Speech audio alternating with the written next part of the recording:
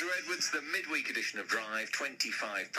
Now, what do you use your smartphone for the most? Is it checking the news? Is it looking at Facebook or Twitter or taking pictures? Don't know. Well, now, as it seems is the case every day, you can use it for something totally different. I think all of us have things we do, many in common with other people, but here's something a bit different. Find out how safe your property is by checking out something called a burglary map. It's been created by a company called Help Locks. It's free to obtain and use, and the man behind it is Paul Stevens from Woodlesford. I'm delighted to say he joins us in the Drive Time studio this afternoon. Hello, Paul. Nice to see you. Yeah, good afternoon. Thanks for coming in.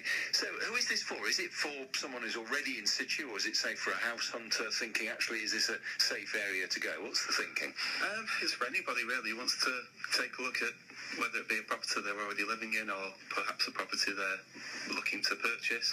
It's anybody for the West Yorkshire area and North Yorkshire now, so you can type in any postcode. So what information is on there? So I would put my postcode in. What would it show? It's basically powered by Google Maps. So what you'll see is a red dot at any point where there's been a burglary in a particular month that you're requesting to look at. So you've taken the stats from where, which then appears in a visual form on it? It comes from the police, and then we've taken the information and then uploaded it onto a Google map and then moved that onto the app. So everything's there. So all you need to do as an app user is type in your postcode, and it'll zoom straight in. Or you can zoom in manually with your finger and thumb.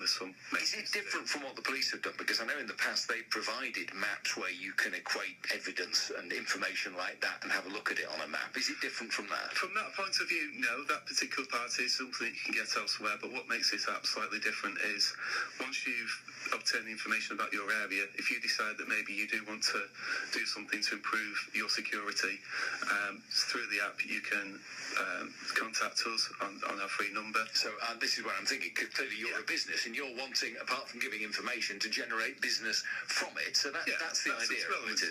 It's raising awareness and then offering the solution, and that's in short what it is. And whether that's getting a person out to your property, or maybe you just decide that you might want to purchase a safe or a padlock, there's an online store as well. So whichever action you want to take to help your security, the options are there. And what made you want to do this? I can see absolutely how it makes sense in terms of a business, but what made you think of taking this step? I think initially, I started this business a year ago with Help Locks, and there are plenty of locksmiths out there. So initially, I wanted to do something different, which is where the app came in. It's something that none of the other locksmith businesses. I know you're a very technically aware person yourself. The irony is, no. Genuinely.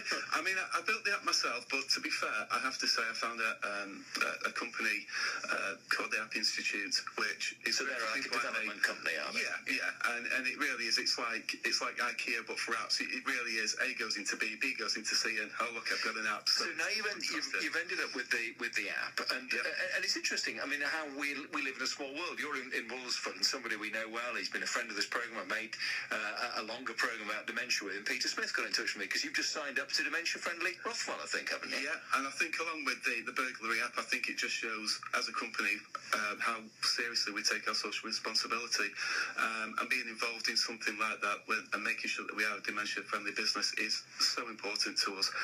We come across it all the time in our line of work, and anything we can do to sort of give back and make sure that we do our jobs in the correct manner and in a caring manner, we should absolutely do. Well, it's an interesting idea, and I hope it goes well for you.